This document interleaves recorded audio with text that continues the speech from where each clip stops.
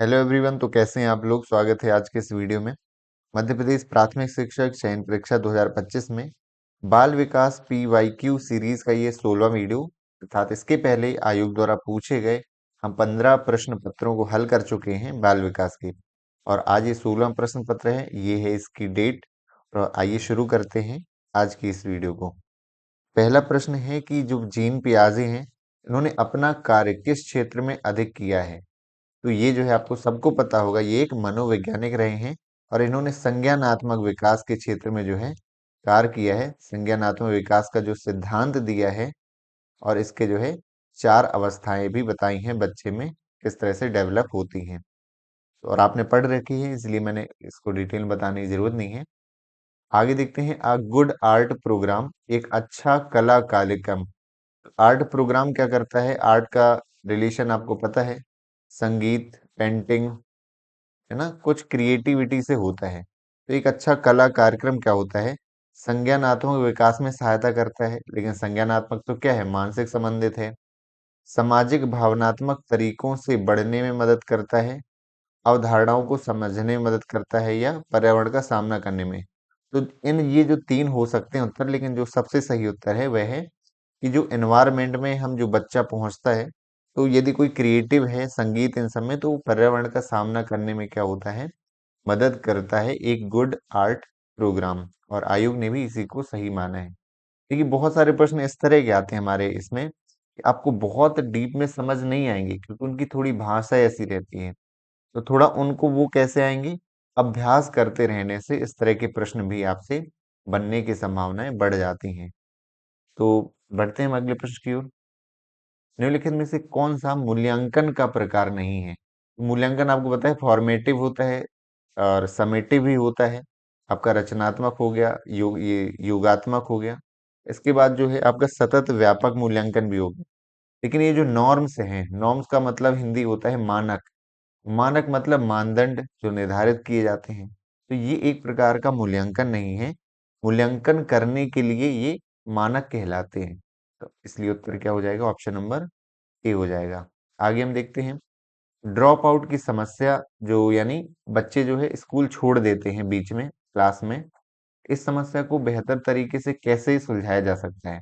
पाठ्यक्रम में हम कमी ला सकते हैं, सहानुभूति भी हालांकि ठीक है, विद्यालय का वातावरण आकर्षक बना दे, हम अट्रैक्टिव हो जाए, ये छात्रों को उत्साह बढ़ाकर। तो ये ज्यादा अच्छा जो है उत्तर है हमारा, कि बच्चों को हम इनकरेज करेंगे, उनका मोटिवेशन बढ़ाएंगे, या इनकरेजमेंट, उत्साह बढ़ा करके जो है बच्चों को जो है स्कूल शिक्षा से हम जोड़ सकते हैं। आगे, संज्ञानात्मक संरचनाएं या कॉग्निटिव जो स्ट्रक्चर है, जिसके अंतर्गत बच्चे अपने व्यवहार और ज्ञान को व्यवस्थित करते हैं, उसे क्या कहते हैं? तो आपका पियाजे का पता होगा, संज्ञानात्मक विकास का सिद्धांत है। और इसकी एक अवधारणा है क्या? स्कीमा। स्कीमा अवधारणा है, इसको आरेख भी कहते हैं। और स्कीमा में क्या होता है, जो बच्चे होते हैं एक स्तर से दूसरे स्तर में पहुंचते हैं, तो पुराने ज्ञान को क्या करते हैं? वो इसमें समायोजित करते हैं। क्या करते हैं? समायोजित करते हैं, इसको कहते हैं। तो ये व्यवहार और ज्ञान को व्यवस्थित करते हैं। इसका सही उत्तर जो है क्या हो जाएगा? आपका स्कीमा, इसका जो है सही उत्तर हो जाएगा। और एक वर्ड की बात करें, स्कीमा का मतलब क्या होता है? इसका अर्थ का, स्कीमा का मतलब एक आरेख या ढांचा होता है। तो जैसे कोई बच्चा किसी के बारे में मान लीजिए जानता है, मान लीजिए एक कोई कुत्ता है, कुत्ते के बारे में कोई बच्चे ने इसको डॉग को देखा, इसके बारे में क्या इसके मन में धारणा बनेगी? वो इसका स्कीमा कहलाएगा। जैसे बच्चा है, तो कुत्ते को देखा तो उसके दिमाग में आएगा कि हाँ, ये 4 पैर वाला जानवर है, हाँ, इसकी पूंछ भी रहती है और ये भौंकता है। तो ये इसके दिमाग में क्या बनेगा? स्कीमा, ये इमेज बनेगी। इसको बोला जाता है क्या? स्कीमा। तो ये जो है इस प्रश्न का सही उत्तर हो जाएगा। आगे देखते हैं, बचपन में मानसिक विकारों के संदर्भ में कौन सा जोखिम कारक है? जोखिम का मतलब एक चुनौतीपूर्ण जो है कार्य। तो पेरेंटल साइकोपैथोलॉजी, या माता पिता से समय पूर्व बार बार अलगाव होना, कठोर और अनुचित जो माता पिता रहते हैं। तो जोखिम कारक जो है मानसिक विकार से संबंधित, तो ये तीनों जो है इससे संबंधित हैं। तो दिए गए सभी विकल्प जो है इसका सही उत्तर हो जाएगा। आगे देखते हैं, सिगमंड फ्रॉयड हैं, इनके अपने model model of the mind को क्या नाम दिया, जिन्हें इड, अहम और सुपर ईगो शामिल हैं। तो आपको ये पता होगा, इनका एक स्ट्रक्चर्ड मॉडल है। और जो सिगमंड फ्रॉयड हैं, उन्होंने व्यक्तित्व को बताया है। और इस मॉडल को इन्होंने मनोविश्लेषण मॉडल भी बोला है, मनोविश्लेषण। और उसी का ये हिस्सा है मॉडल ऑफ द माइंड, यानी उन्होंने व्यक्तित्व यानी दिमाग को डीप में पढ़ा है और इसको 3 भागों में बांटा है, इड, ईगो, सुपर ईगो। और शॉर्ट में बता दूं, इड मतलब हमारी सामान्य इच्छाएं या वासनाएं, सुपर ईगो मतलब हमारा नैतिक मन होता है, जो हमें बताता है कि क्या करना चाहिए उचित। और इन दोनों को सामंजस्य से बिठा के जो हम रियल में करते हैं, वो हमारा ईगो है। यानी इड जो है ये हमारा वास्तविक नहीं है, हमारे दिमाग में होता है। सुपर ईगो भी दिमाग में होता है। और ईगो क्या है, वास्तविक रूप होता है इन दोनों का। तो संरचनात्मक मॉडल है। आगे देखते हैं, कौन सा इसमें से गलत है। गलत यानी इनकरेक्ट बताना है। तो यह लक्ष्य और चेतना का भंडार गृह होता है। It is motive and instinct. हालांकि देखिए कुछ चीजें मिस हो गई हैं इसमें, हालांकि पूरा अर्थ इसमें नहीं निकल रहा है कि कौन, ये है किसके लिए बोला गया है। आगे, अहम वह तंत्र है जो यथार्थ को शब्दों से समन करता है। अहम मतलब क्या होता है, ईगो। तो ये बिल्कुल रियलिस्टिक होता है, जैसे मैंने बताया है, रियलिस्टिक रहता है। कॉप मतलब सामंजस्य बिठालना, कोऑपरेट करना। तो यथार्थ से संबंधित है कौन, ईगो हमारा। सुपर ईगो स्व विवेक है, हमारा दिमाग है जो ईगो को नियंत्रित करता है। बिल्कुल सही है। बचपन में अर्जित विचार दिशा कार्य करने के लिए क्या करता है, नियंत्रित करता है। आगे, सोच और आवेग जो है अस्वीकार होते हैं। जो हम स्वीकार नहीं करते हैं, जो सोच हमारी रहती है और जो हमारे आवेग आते हैं, वह अवचेतन मन में दमित नहीं रहते हैं। तो ये गलत है, दमित रहते हैं मतलब रिप्रेस्ड किए जाते हैं हमारे इसमें, अनकॉन्शियस माइंड में। तो यही हमारा जो है इसका सही उत्तर हो जाएगा कि कौन सा कथन गलत है। ऑप्शन नंबर डी जो है इसका रॉन्ग स्टेटमेंट है। आगे देखते हैं, हमें क्या करना है, एनालाइज करना है स्टेटमेंट को और सही उत्तर बताना है। इसमें देखते हैं कि 2 दिन के शिशु कम अंतर वाले डिजाइनों की तुलना में अधिक काले और सफेद रंग अंतर वाले डिजाइनों में अधिक लंबे दिखते हैं। यहाँ ये बताया गया है कि जब छोटा सा बेबी रहता है तो कोई अलग कलर के कपड़े पहनेगा, दूसरा काले और सफेद पहनेगा। काले सफेद में क्या दिखेगा, अधिक वो लंबा दिखेगा। हालांकि ये भी मुझे पहले नहीं पता था और ये आयोग ने बताया कि ये सही है इसका। और 2 और 3 महीने के बच्चे जो हैं, मानव चेहरे और दूसरों की तुलना में अधिक पसंद करते हैं। तो ये भी बिल्कुल सही उत्तर है कि मानव चेहरों को मनुष्यों को पसंद करते हैं बाकी की तुलना में। तो आयोग ने जो उत्तर माना है कि दोनों कथन जो है बिल्कुल सत्य है। आगे देखते हैं, पहले में स्थिति का अध्ययन करना है और जो सही विकल्प है उसे करना है। तो स्थिति क्या है, सिचुएशन क्या है। एक बच्चा चलना शुरू कर देता है, मांसपेशी समूह के माध्यम से अपने आंदोलन, इसका इंग्लिश देख लेते हैं। आंदोलन का इसमें इंग्लिश लिखा हुआ है मूवमेंट। अच्छा ओके, देखिए कितनी बड़ी जो है आयोग भी गलती कर देता है। गूगल ट्रांसलेट, मूवमेंट क्या होता है, हम हाथ पैर को चलाते हैं तो हाथ पैर के मूवमेंट बोला जाता है। मूवमेंट को उन्होंने आंदोलन लिख दिया है, जैसे एकदम हमारा स्वतंत्रता आंदोलन हो, 1857 वाला आंदोलन हो। तो एक बार इंग्लिश आप भी जरूर देख लिया करिए। तो देखिए एक बच्चा शुरू कर देता है चलना और मांसपेशियों को समूह के माध्यम से क्या है, चलान, अधिक नियंत्रण प्राप्त कर लेता है मांसपेशियों पर। तो इसके लिए कौन सा सही है इनमें से। तो इसका जो सही उत्तर है वह है कि यह क्रिया परिपक्वता की प्रक्रिया और पर्यावरण अधिगम के कारकों से प्रभावित होती है। बच्चे ने ये जो किया है अभी, चलना शुरू कर दिया, उसका कंट्रोल आ गया अपनी मांसपेशियों पर। तो परिपक्वता की यहाँ प्रक्रिया है कि उसमें क्या आ गई, शारीरिक विकास हो गया उसका, और पर्यावरण और अधिगम के कारकों से ये प्रभावित भी होती है। तो ये जो है ऑप्शन जो है सी इसका सही है। तो यह केवल परिपक्वता गलत हो जाएगा। यह उत्पादकता प्रतिक्रिया से प्रभावित है, यह बिल्कुल नहीं है। तो ये उत्तर जो है गलत हो जाएंगे। ऑप्शन सी जो है ये उत्तर सही हो जाएगा। आगे हम देखते हैं, वह किशोर जिसका पालन पोषण कम अनुशासन, कठोर, लापरवाह माता पिता की देखरेख में किया गया है, तो वो असामाजिक किशोर कहलाते हैं। वो सोशलाइज नहीं रहेंगे। यदि पालन पोषण कम हुआ है या उनके माता पिता कैसे हैं, लापरवाह हैं, अनकेयरिंग है, तो वो नहीं बोलेंगे कि असामाजिक हैं वो, उनका सोशलाइजेशन नहीं हो पाएगा ठीक से। आगे देखते हैं, ग्रेड त्वरण और क्षमता समूहन। ये जो दो है रणनीतियां हैं शिक्षण अधिगम की, तो ये किसके लिए अपनाई जाती हैं? तो ये जो प्रतिभाशाली छात्र रहते हैं उनके लिए ये जो है प्रक्रिया अपनाई जाती है। अब हम एक एक को समझेंगे कि ग्रेड त्वरण क्या कहलाती है और क्षमता समूहन क्या कहलाती है। तो ग्रेड त्वरण का ये मतलब है कि बच्चे को ये प्रक्रिया ये अनुमति देती है। त्वरण का मतलब क्या होता है? आगे बढ़ना। अपने आयु के बच्चों के साथ में बैठ करके जो है उसी पाठ्यक्रम में आगे बढ़ने की अनुमति देती है ये प्रक्रिया। मतलब कक्षा में हम बिठा लेंगे बच्चों को, लेकिन जो प्रतिभाशाली है उनको और थोड़ा एक्स्ट्रा एफर्ट लगाएंगे। दूसरा क्या है? क्षमता समूहन। मतलब जो बच्चे की क्षमताएं हैं उनके अनुसार ग्रुप बना देंगे, जिससे प्रतिभाशाली बालक होंगे उन्हें अपने एज ग्रुप में बैठेंगे वो, जिससे और अधिक उनका दिमाग विकसित हो पाएगा। हमारा ये उद्देश्य थोड़ी क्लास को एक रूप में लाना, क्योंकि उन दोनों में अंतर तो है ही बच्चों में, व्यक्तिगत भिन्नता है बच्चों में। तो जो बच्चा कमजोर है तो वो अपनी गति से सीखता है, एक समान स्तर पर ले आए। लेकिन जो बच्चा प्रतिभाशाली है हम क्यों उसे उसके स्तर को दबाएं, हम उसे और अधिक जो है आगे बढ़ने का अवसर देंगे।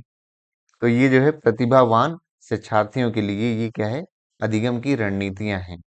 आगे देखते हैं, बच्चा पहले हाथ की अंगुली पर गति सीखता है, फिर दोनों हाथ जो है अंगुलियों को गति को सीखता है। तो इसे इंटीग्रेशन कहा जाता है। क्या कहा जाता है?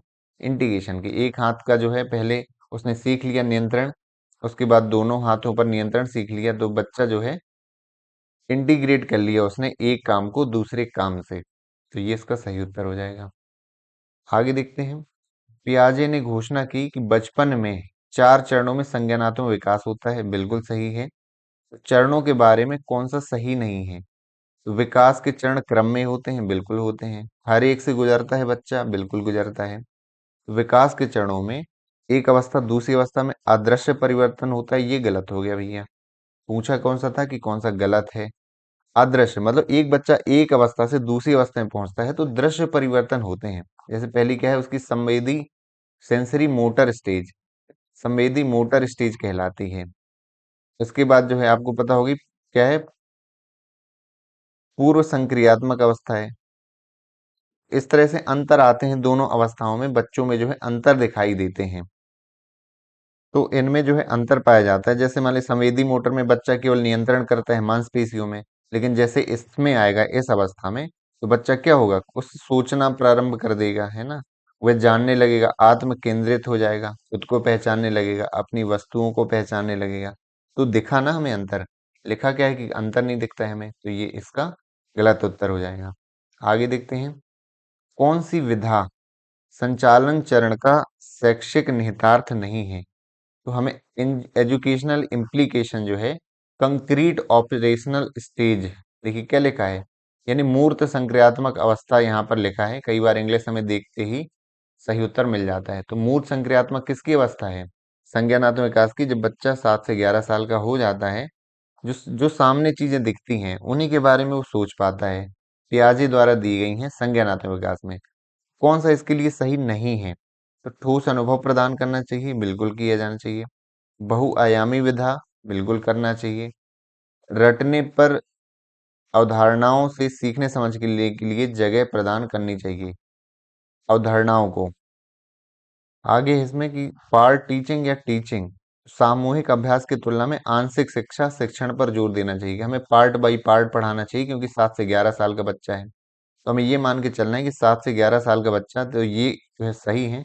प्रश्न गलत, तो ये जो ऑप्शन नंबर जो सी है, आयोग ने इसको माना है सही उत्तर।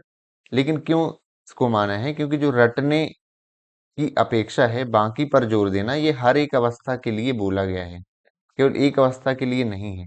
तो पूछा क्या था कि व- संचालन चरण का शैक्षिक निहितार्थ नहीं है, ये कौन सी है? मूर्त संक्रियात्मक अवस्था का दूसरा नाम है। इसके लिए ये जो है कथन आयोग ने इसको सही उत्तर माना है। आगे हम बढ़ते हैं, कौन सी प्रक्रिया अब अनुबंधित अनुक्रिया प्राप्त करने की सर्वाधिक प्रभावशाली प्रायोगिक अध्ययन से स्पष्ट हो चुकी है।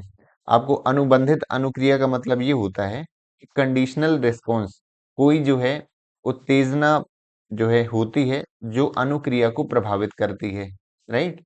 हमें भूख लगती है तब हम खाते हैं, उत्तेजना आई तभी तो हम खा रहे हैं। तो इसकी सबसे प्रभावशाली विधि क्या है, ये है, बोला गया है इसको डिलेड कंडीशनिंग, इसी का एक पार्ट है।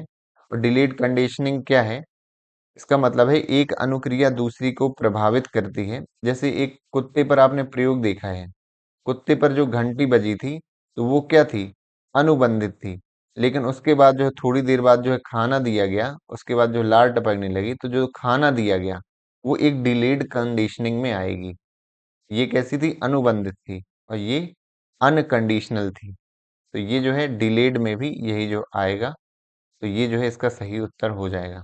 आगे देखते हैं, थॉर्नडाइक द्वारा दिए गए सीखने के निम्नलिखित में से कौन सा नियम कहता है कि उत्तेजना और प्रतिक्रिया के लगातार कनेक्शन के माध्यम से अधिक व्यवहार जो है अधिक मजबूती से स्थापित होता है। थॉर्नडाइक का पता है आपको कि थॉर्नडाइक ने क्या दिया है, तो प्रयास और त्रुटि का सिद्धांत दिया है, प्रयास और त्रुटि का। और प्रयोग किस पर किया था, बिल्ली पर किया था। बिल्ली को एक पिंजरे में बंद करके, एक लीवर था, बाहर खाना रख दिया, तो वो बार बार प्रयास करके जो है एक बार खुल गया, तो ये खाना उसको मिल गया। तो ये क्या कहता है, लॉ ऑफ एक्सरसाइज। थॉर्नडाइक का क्या है, लॉ ऑफ एक्सरसाइज, इसका सही उत्तर है अभ्यास का नियम। आगे देखते हैं, स्टर्नबर्ग की बुद्धि के सिद्धांत को किस सिद्धांत के रूप में माना जाना जाता है। इसको जो है त्रिपचीय सिद्धांत भी कहते हैं इसको, और इसी का जो है त्रितंत्र भी कहते हैं, त्रितंत्र सिद्धांत। क्योंकि बुद्धि को जो है तीन प्रकार में बांटा है किसने, स्टर्नबर्ग ने। एक को बोला है उसने कि विश्लेषणात्मक बुद्धि, कि हमारे जो है एक बुद्धि क्या करती है, विश्लेषण करती है, मूल्यांकन करती है। एक होती है रचनात्मक बुद्धि, रचनात्मक चीजें, कला, विचार, कोई दिमाग में आना। और एक रहती है हमारे व्यवहारिक बुद्धि, रोज डेली लाइफ की जो हमारी समस्याएं हैं, व्यवहारिक समाधान उसका निकालना, ये क्या है, व्यवहारिक बुद्धि। तो त्रिपचीय या ट्रिआर्चिक जो है इंटेलिजेंस की थ्योरी दी है, विश्लेषण बुद्धि, रचनात्मक बुद्धि और व्यवहारिक बुद्धि। आपको याद कर लेना है किसकी है ये, स्टर्नबर्ग के द्वारा दिया गया है। आगे देखते हैं, ये भी एक फैक्चुअल क्वेश्चन है। जेपी दास और जैक नागेरी ने परीक्षणों की एक माला विकसित की है। एक परीक्षण यानी बहुत सारे टेस्ट विकसित किए हैं इन्होंने। इसे किस रूप में जाना जाता है, संज्ञानात्मक मूल्यांकन प्रणाली। बच्चे का संज्ञानात्मक विकास को नापा जाता है, इन्होंने परीक्षण विकसित किए हैं। तो ये किसके हैं, जेपी दास और जैक नायगरी। एक फैक्चुअल क्वेश्चन है, याद कर लेना है। आगे देखते हैं, संवेग आपको पता है हमारे इमोशंस, सुख दुख घृणा, है ना, ये सारी चीजें जैसा कि हम अनुभव करते हैं हमारे भीतर भीतर जो है गति लाते हैं। और इस प्रक्रिया में किस प्रकार की प्रतिक्रिया अंतर्निहित है ना। जैसे मान लीजिए हमें जो है अंदर खुशी मिल रही है, तो हमारे अंदर जो है एक वाइब्रेशन शुरू हो जाती है, हम उत्साहित हो जाते हैं अंदर से। तो ये दोनों प्रकार की प्रतिक्रियाएं अंतर्निहित हैं, शरीर की क्रियात्मक और मनोवैज्ञानिक। यानी हमारे शरीर में भी चेंज दिखने लगते हैं जिस तरह से इमोशंस आते हैं, और मानसिक रूप से दोनों ही चेंज दिखने लगते हैं। आगे देखते हैं, किस सिद्धांत का तर्क है कि आपके शारीरिक परिवर्तनों का आपके द्वारा किया गया प्रत्यक्षण किसी घटना के बाद, जैसे सांस तेज चलना, हृदय धड़कन, टांगों का दौड़ना, संवेगात्मक उद्वेलन को उत्पन्न करता है। इसको किसका सिद्धांत बोला जाता है, इसे जो है बोला जाता है जेम्स लैंग का सिद्धांत। तो ये आप सिद्धांत तो आपको पता ही है कि किसी घटना के बाद सांस तेज चलने लगती है, और ये सिद्धांत कई बार एक दूसरे से मिलते भी हैं। तो इसे जेम्स लैंग सिद्धांत बोला जाता है कि शारीरिक परिवर्तनों का आपके द्वारा किया गया प्रत्यक्षण। ये सिद्धांत जो है जेम्स लैंग का थ्योरी है। इसके पहले हमने देखी पुराने प्रश्न पत्र में मॉस्लो की थ्योरी पढ़ी है कि व्यक्ति की आवश्यकताएं होती हैं, है ना, जीवन में। और वो आवश्यकताओं को 5 क्रम में बांटा है। तो 5 इसका जो है सही उत्तर है कि सबसे पहले हमारी शारीरिक जो है नीड रहती हैं, खाना, भोजन, कपड़ा, ये सारी चीजें। इसके बाद जो है सुरक्षा, यानी हम बीमार ना हो, ये सब चीजें। इसके बाद हमारी सामाजिक आवश्यकता होती हैं, हमारे संबंध, रिलेशन। इसके बाद हम चाहते हैं कि हमें सम्मान मिले, समाज में एक वो पहचान हो, तो सम्मान भी एक क्या है, एक आवश्यकता है। तो एक आता है आत्म आवश्यकता, आत्म वास्तविकता की आवश्यकता। यानी ये सब चारों जो हमें मिल जाता है तो ये हम इस स्थिति में पहुंच जाते हैं, आत्म वास्तविकता कहलाता है। इसको थोड़ा सा याद रख लेना है। आगे देखते हैं, कौन जो है बाह्य के बजाय आंतरिक अभिप्रेरणा में विश्वास करता है। तो जो व्यवहारवादी दृष्टिकोण है, यानी हमारा जो व्यवहार रहेगा उसमें तो बाह्य अभिप्रेरणा का प्रभाव पड़ेगा ही पड़ेगा। प्रश्न ये है कि आंतरिक अभिप्रेरणा का प्रभाव किस में ज्यादा है, तो मानवतावादी में भी पड़ेगा। लेकिन जो संज्ञानात्मक जो है आपका दृष्टिकोण है, यानी जो आप सोचते हैं अंदर से, उसमें जो प्रभाव किसका ज्यादा पड़ता है, उसमें आपका आंतरिक इंटरनल जो मोटिवेशन है, आपका इंस्ट्रिंसिक मोटिवेशन, इसका प्रभाव ज्यादा पड़ता है। सामाजिक दृष्टिकोण है, ये जो है आप लॉजिक लगा करके ये उत्तर लगा सकते थे, क्योंकि इसमें जो है बाह्य मोटिवेशन का फर्क पड़ेगा। आगे देखते हैं, कौन जो है संवेगात्मक विकास में व्यक्तिगत अंतर का कारण नहीं है।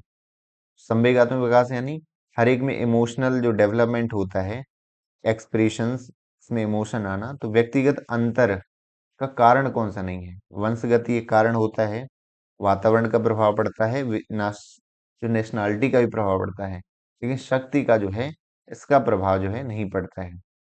आगे देखते हैं, किस शिक्षण पद्धति में शिक्षक द्वारा अभ्यास की आवश्यकता होती है। इस सब में किस में अभ्यास करना पड़ता है हमें, स्कूल में पढ़ाने से पहले। लेक्चर मेथड में उतना अभ्यास नहीं करना पड़ता है, लेकिन जो इंटरेक्टिव मेथड होती है, इंटरेक्टिव का ही मतलब होता है बच्चे जहां पर खुद पार्टिसिपेट करें हमारे पढ़ाने में, वो पैसिव न रहें। इसके लिए हमें क्या करना पड़ेगा, अभ्यास करना पड़ेगा। हमें गतिविधियां सोचनी पड़ेंगी, गतिविधियों का अभ्यास करना पड़ेगा, तब तो हम क्लास में जाकर करवाएंगे। तो इसका सही उत्तर है क्या है, इंटरेक्टिव मेथड। हालांकि यहाँ पर संवादात्मक सही नहीं है, इंटरेक्टिव के लिए वर्ड जो है इंटरेक्टिव ही आप जो है थोड़ा याद रखिए। आगे देखते हैं, बाल केंद्रित और प्रगतिशील शिक्षा, इसके बारे में कौन सा सही नहीं है। आपको बताना है कि कौन सा जो है बाल केंद्रित और इसके लिए कौन सा कथन जो है गलत है। अधिगम प्रक्रिया जोखिम भरी नहीं होनी चाहिए, तो ये तो भाई गलत ही हो गई। यही कि जोखिमपूर्ण, ऐसा बोला है कि सीखने की प्रक्रिया जोखिमपूर्ण होती ही होती है। और चुनौतीपूर्ण, जोखिम को आप चुनौतीपूर्ण ले सकते हैं।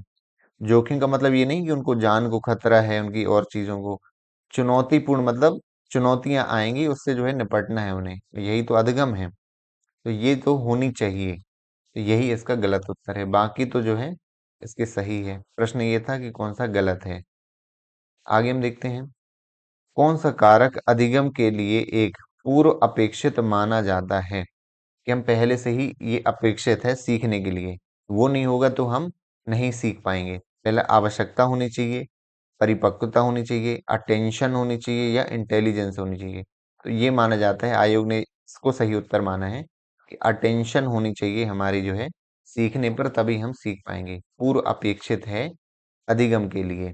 बाकी भी कारक होने जो है इम्पोर्टेंट है, लेकिन इसको सही माना है। आगे देखते हैं, प्रेरणा मतलब मोटिवेशन के लिए कौन सा कथन जो है गलत है। मोटिवेशन के लिए जो है कौन सा जो है फैक्ट जो है वो क्या है, रॉन्ग स्टेटमेंट है। तो प्रेरणा किसी लक्ष्य के प्रति व्यवहार को निर्देशित करती है, बिल्कुल। मोटिवेशन क्या करती है, हमारा बिहेवियर को प्रभावित करती है। प्रेरणा से गतिविधियों की शुरुआत और दृढ़ता में कमी हो जाती है, तो यही भाई गलत उत्तर हो गया हमारा, कि प्रेरणा से जो है हमारी गतिविधियों में इम्प्रूवमेंट आएगा, कमी थोड़ी आएगी। कोई मोटिवेशन आपको मिलेगा, आपकी पढ़ने में गति बढ़ जाएगी, है ना। तो यही उत्तर हमारा गलत हो गया। प्रदर्शन को बढ़ाती है, बिल्कुल सही है। संज्ञानात्मक प्रक्रियाओं को भी प्रभावित करती है, तो ये भी सही है। प्रश्न ये था कि कौन सा गलत है। आगे देखते हैं, अधिगम सीखने का वह चरण जिसमें कोई व्यक्ति किए जाने वाले कार्य के विविध पहलुओं पर विचार करने की भी आवश्यकता नहीं होती, कार्य स्वनियमित हो जाता है, आसानी से किया जा सकता है। कौन सा चरण कहलाता है। सीखने का एक चरण यह आता है कि आप सीखते सीखते इतना सीख जाते हैं कि ज्यादा मेहनत करने की जरूरत नहीं पड़ती, इसको ऑटोमेशन स्टेज कहते हैं। इसको एक सिंपल एग्जांपल से बताते हैं, मैं अपना ही एग्जांपल बताता हूँ। जैसे मान लो जब मैं दिल्ली में था, दिल्ली में जब मान लीजिए वहाँ अपने पीजी से आप हम जाते थे मान लीजिए कोचिंग में, ट्यूशन में। तो इतनी जो है सारी गलियां जो है मुखर्जी नगर की इस तरह से गलियां जो हैं जाती थी, बहुत सारी गलियां। तो शुरू में जो क्या होता था कि एक एक देखना पड़ता था कि हम, आप भी कहीं नई जगह आ जाते हो तो पहचान बना लेते हो ना कि हमें कहाँ से मुड़ना है। लेकिन उसमें जाते जाते आप 10 से 12 दिन में, इवन 5-6 दिन में ही क्या हो जाता है, आप बिल्कुल गलियां पहचानने लगते हो। आप दोस्तों के साथ भी जाएंगे तो अब आपको ध्यान नहीं देना पड़ेगा, आपकी बॉडी अपने आप वैसे ही मुड़ती चली जाएगी जहां आपको जाना है। तो ये क्या हो गया, आप किस में आ गए, ऑटोमेशन स्टेज में आप आ गए। सेम और भी चीजें हैं, साइकिल जब चलाते हैं शुरुआत में हम पैडल पे बिल्कुल हमारी नजर रहती है कहीं पैडल ना छूट जाए, और सामने भी देखना होता है। बट एक टाइम के बाद हम नीचे तो देखते नहीं है कि हाँ पैडल हमारा घूम रहा है, पैर कहाँ रखा है, क्योंकि हम किस स्टेज में आ गए, ऑटोमेशन स्टेज में आ गए। तो ये इसका सही उत्तर है। आगे जो है, ये आसान सा प्रश्न है, आप लोगों के लिए प्रश्न है, आज के लिए होमवर्क है कि कौन सा अधिनियम जो है व्यवसाय में बच्चों को नियोजित किया जाता है जो, तो उसका निषेध करता है, उसको मना करता है, और खतरनाक व्यवसायों में इसका भी निर्देश क्या करता है, निषेध करता है, मना करता है।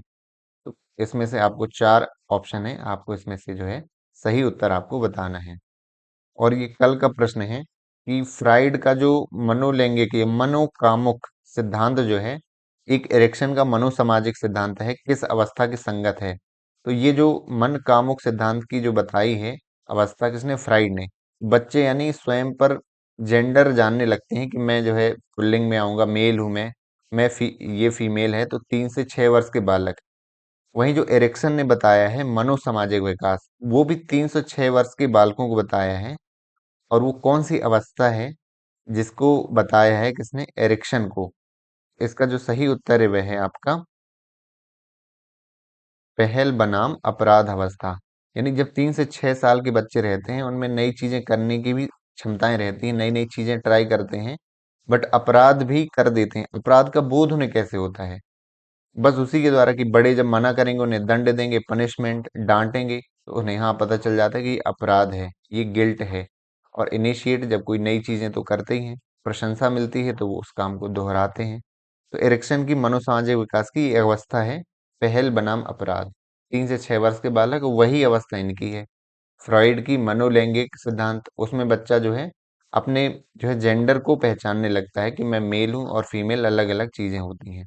हालांकि क्वेश्चन थोड़ा सा टफ कैटेगरी का था, थोड़ा घुमावदार क्वेश्चन था, तो लेकिन आपको थोड़ा सा अभ्यास करेंगे कि यही प्रश्न आपके आए यदि एग्जाम में तो भाई गलत ना हो।